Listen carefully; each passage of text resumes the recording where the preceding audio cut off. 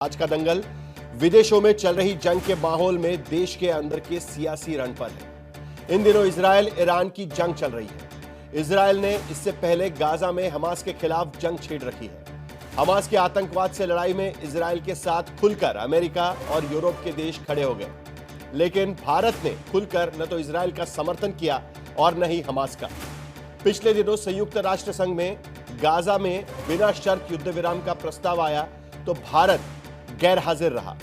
इसे लेकर भारत में कांग्रेस पार्टी से लेकर शरद पवार तक ने सवाल उठाए हैं। प्रियंका गांधी वाड्रा ने तो भारत के रुख को शर्मनाक तक कह डाला।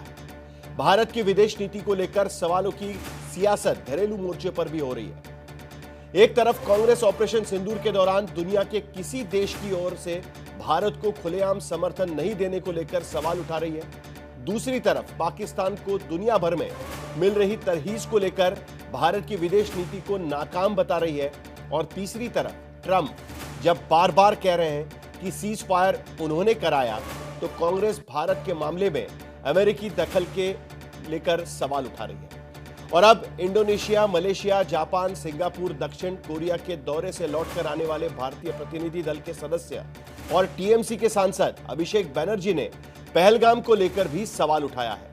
पहलगाम में नरसंहार करने वाले आतंकियों से लेकर सुरक्षा चूक के जिम्मेदारों तक, कार्रवाई तक को लेकर सवाल उठाए जा रहे हैं। विपक्ष आने वाले संसद तक इन सवालों की फहरिस्त लेकर आने वाला है। और दूसरी तरफ बीजेपी दुनिया में भारत के बढ़ते रसूख और सम्मान का दावा कर रही है। आज ही पीएम मोदी को साइप्रस का सर्वोच्च नागरिक सम्मान मिला है।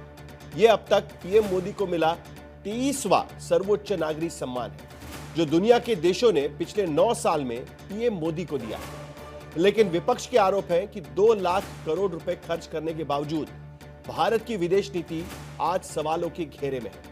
विपक्ष के सियासी सवालों और आरोपों पर बीजेपी का क्या कहना है, और आज के दंगल में हम इसी मुद्दे पर चर्चा करेंगे।